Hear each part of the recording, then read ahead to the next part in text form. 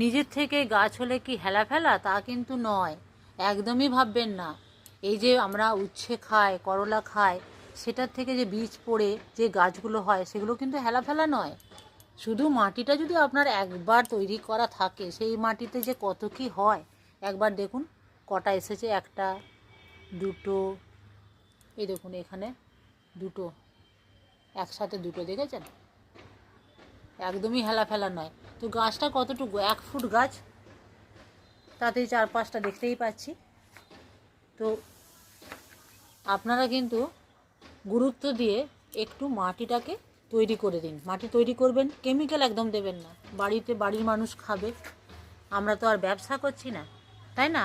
এবারে চলুন একবারটি দেখিয়ে দিই আমার আরেকটা উচ্ছে গাছ, যেটা নিজের থেকে হয়েছে। এই যে তুলবো করে তোলাই হয়নি, তারপর গাছটা ঠিক আমার মৌসুম্বি গাছ বেয়ে উঠেই গেল, আর এত বড় হয়ে গেল যে আমি আর ওকে তুলতে পারলাম না।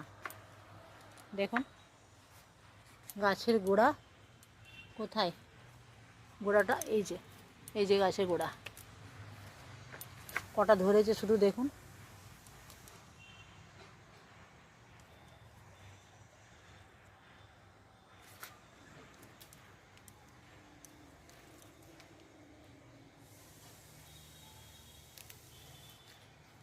এটাই সুন্দর একটা আলু দিয়ে ভাজা, দারুণ হবে।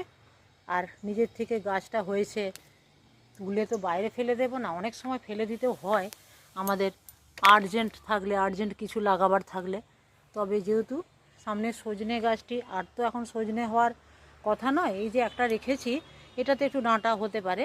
তবে এবারে আমি ফুলটা বেশি খেয়েছি, আর ছোট্ট গাছ দেখতেই পাচ্ছেন, টবে ছোট্ট গাছ, আর তার মধ্যে কচি কচি সজনের পাতা বেরিয়ে গেছে। আমি সজনে শাকও বিভিন্ন শাকের সাথে মিশিয়ে খাই। সজনে শাক কিন্তু খুব বেশি খাওয়া চলে না, তাহলে আবার অসুবিধে হয়ে যেতে পারে।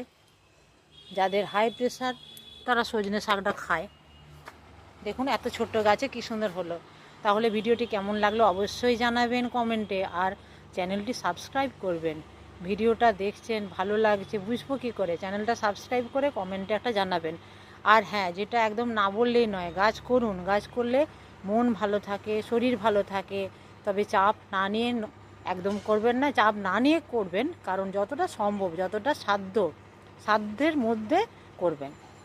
আজ রাখি, গাছ করুন, খুব ভালো থাকুন। দেখা হবে আবার পরের কোনো ভিডিওতে।